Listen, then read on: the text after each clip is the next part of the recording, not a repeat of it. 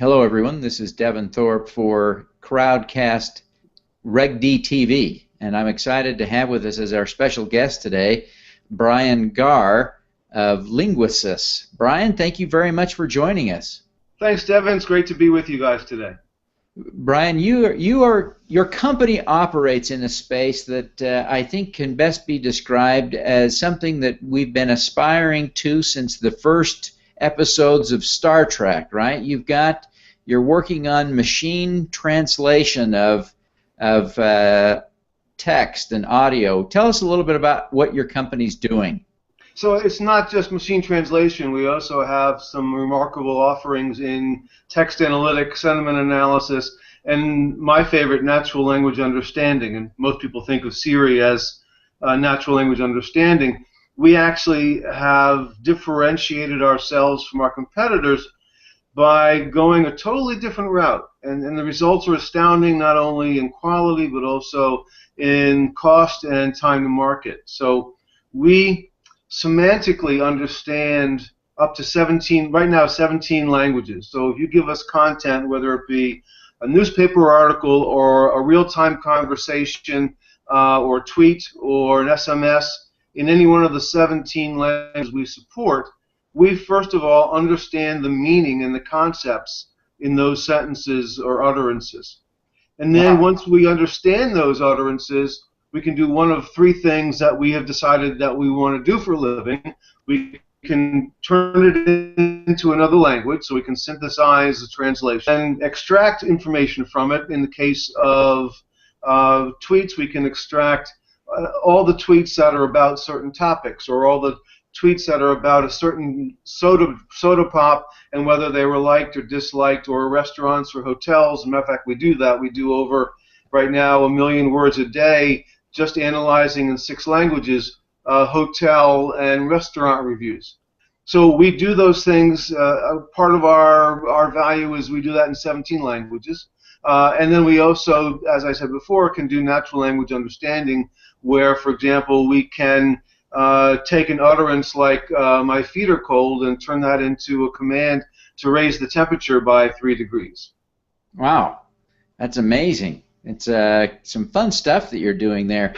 Give us a sense, if you can, Brian, of where you are in the commercialization of this process. Tell us a little bit about as we translate from the product now, let's talk a little bit about the business and how the business is doing. Yeah, so we're a little over 4 years old, and actually we're very fortunate in that when we started the company in 2010, I have 2 partners, one in Germany and one in Australia. The technology had been in plan and being worked on for about 7 or 8 years at that point.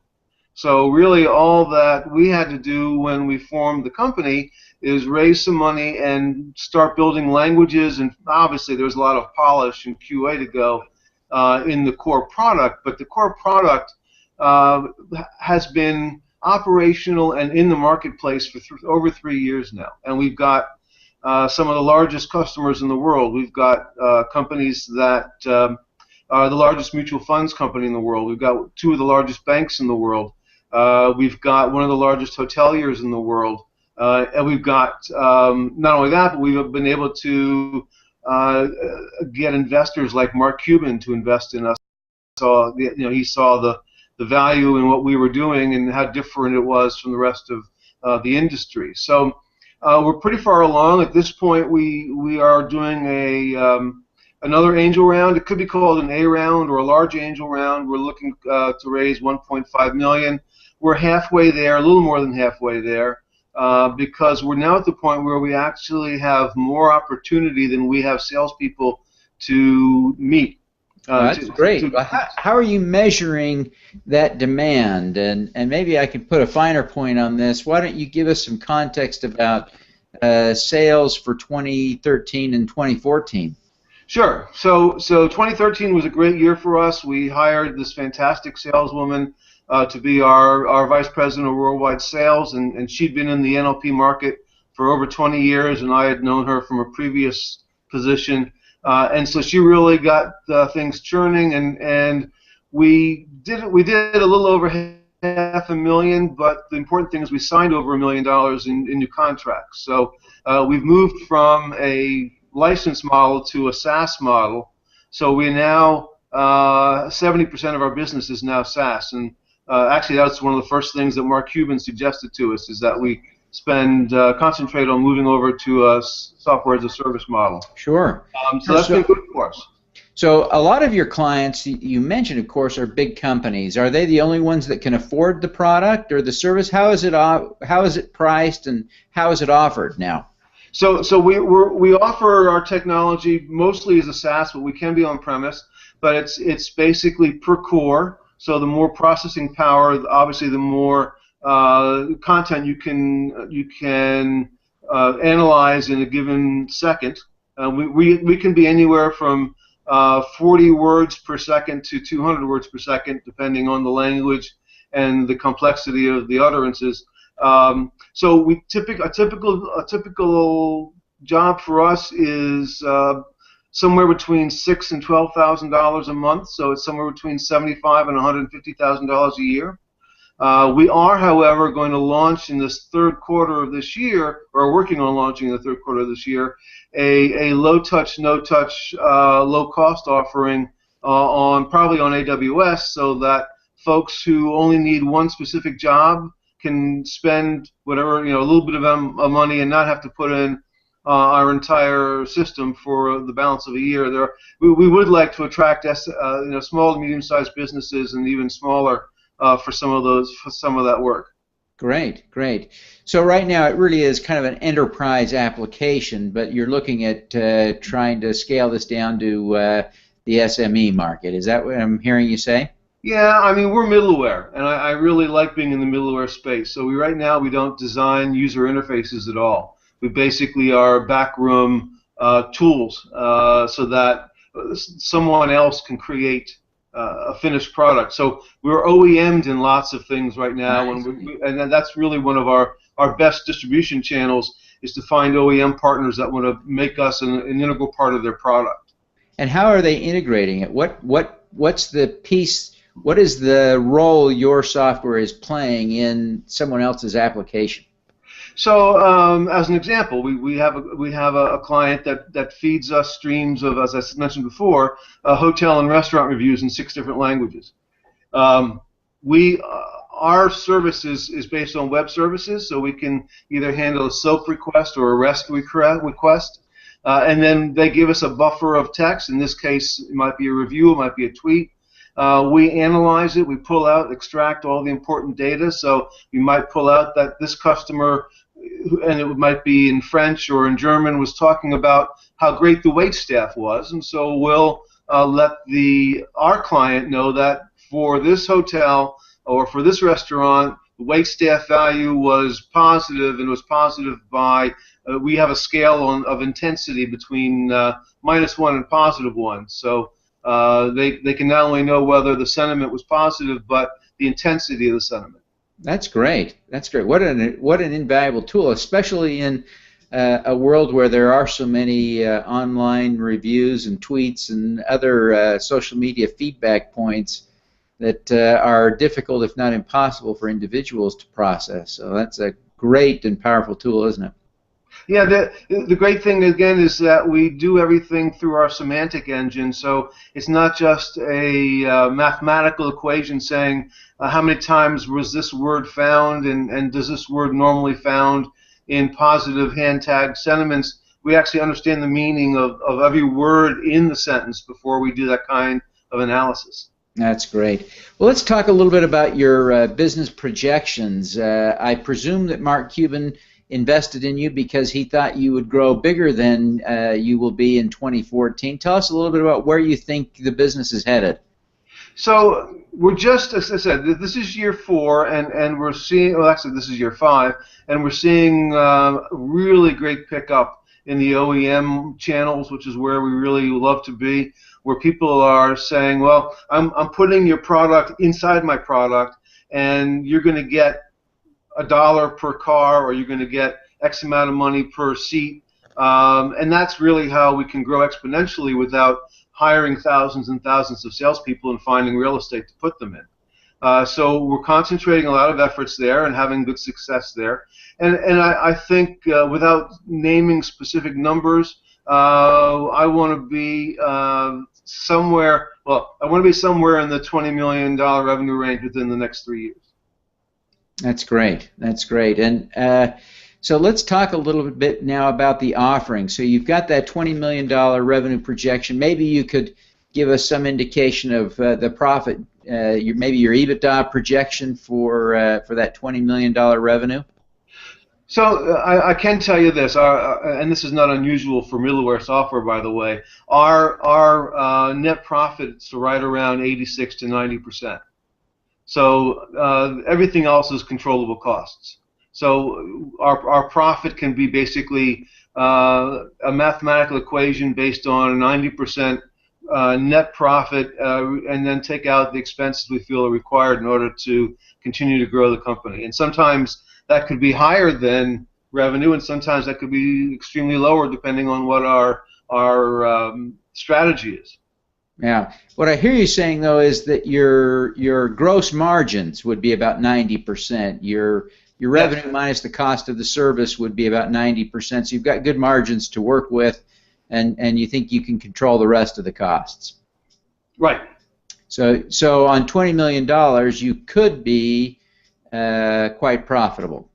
Well, again, certainly that's always something we want to be, but our main interest is in continuing to grow the company, and obviously profitability is incredibly important, and we think we'll be cash flow positive. So everything after that is a strategic decision on growth, on the speed of growth, and on the importance of profit versus growth. Right, right. So tell us a little bit now about the offering. What are you offering to investors in this round, and how is it priced? So right now we're on EasyShares.com. They're a great crowdfunding site, and the offering. You're on EarlyShares.com, is that right? I'm on EarlyShares.com, and we have a full video and everything else there, which talks about the company and our projections and everything else. We're getting ready to close on two large investors. That will be about $800K, and then we'll have about $700K left. And we're trying to decide now what's the best way to move that forward. We obviously think that we're comfortable with the $800K, but the $700K is very important to us for really executing on our expansion plan. So we'll probably continue on early shares, and the price we may change based on making sure that all of our investors have the opportunity to invest at the same price as all the others. All of our stock is common stock. We have no preferred stock. Everybody comes in with exactly the same documents and exactly the same rights and stock. Interesting, interesting. So this isn't a preferred round; it's a common round. Is that what Mark Cuban owns as well? The common shares? As a matter of fact, Mark was insistent that we do that. He's a wonderful investor, and he wanted to make sure that every investor in our company, including the founders, had exactly the same rights, which we do. Yeah, I think that's a fascinating model, because it's not the typical approach. So I personally find that kind of appealing. It's sort of egalitarian. Absolutely. So give us a sense of what the 1.5 million will buy in terms of the percent of the outstanding shares. So we have we've authorized 1.6 million shares. We have, I believe, we're selling right now. We're selling at $6 a share. So if you do the math backwards, off the top of my head, I don't remember the number. That I think it's 270,000 that we're floating. So I mean, it's a mathematical equation at the end of the day. You can buy at $6 a share, and the number of outstanding shares altogether is 1.57 million. So you've got about a post-money valuation approaching $10 million. Right. So the round will buy about 15% of the company. I agree with those figures. Okay, so that's an interesting valuation, and like you say, you've got a couple of investors already lined up, so the round is more than half taken. Right. Is Cuban participating in this round, or did he participate in an earlier round? No, Mark invested in 2 tranches, one in 2012 and one in early 2013. And he's extremely supportive, but he's not participating in this round. But people who do come into this round get exactly the same kind of shares, that is just common shares, the same shares that you have and that he has. So that's exactly right. Interesting approach. And we're very happy with that. We really like that. Well, certainly that works to protect you as founders at the end of the day from what oftentimes become punitive rights of investors in an exit. So right. It certainly works well for you, and with Mark to be there to support you, that I hope that'll work. Well, and it works well for our early investors as well, because quite often early investors get dumbed down and not exactly appreciated for their wisdom and trust in investing very early on. So one of the things that I'm thrilled with is our ability to really keep our early investors in play and doing well with their investments. So they've seen quite a large growth in their valuation already. So we're very happy about that. So who is on your board of directors today? So right now our board of directors is still just the 3 founders, but we're changing that. As a matter of fact, we're having a board meeting next week where we're going to start adding more board members. I have advisors that I've had since the beginning, and those have been people not only in the industry, but people with really good Rolodexes who agreed to help us early on, like Dan Dubno from CBS News, who's been a real strong supporter and made a lot of early connections for us, and then the new investor coming in will be on our board. We've asked him to join our board. He has a hugely successful marketing background, so we're looking forward to his advice as well. And Mark prefers to not be on the board or have his team on the board, but they have the choice to do that if they so desire.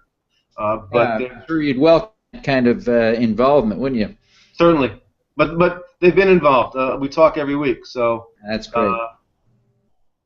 Well, fantastic. Well, Brian, I really appreciate the time you've taken to share your story with us. It sounds like you've got a great product, a great company, and certainly an interesting offering out there on Earth. Tell us how people can get in touch with you, learn more about the product, learn more about the offering. Sure. So if they go to Early Shares, there's a plethora of information there. There's a video that we made. There's financials. Literally the entire due diligence package is available from that website. And also they can send me an email at info@linguasys.com. Very good.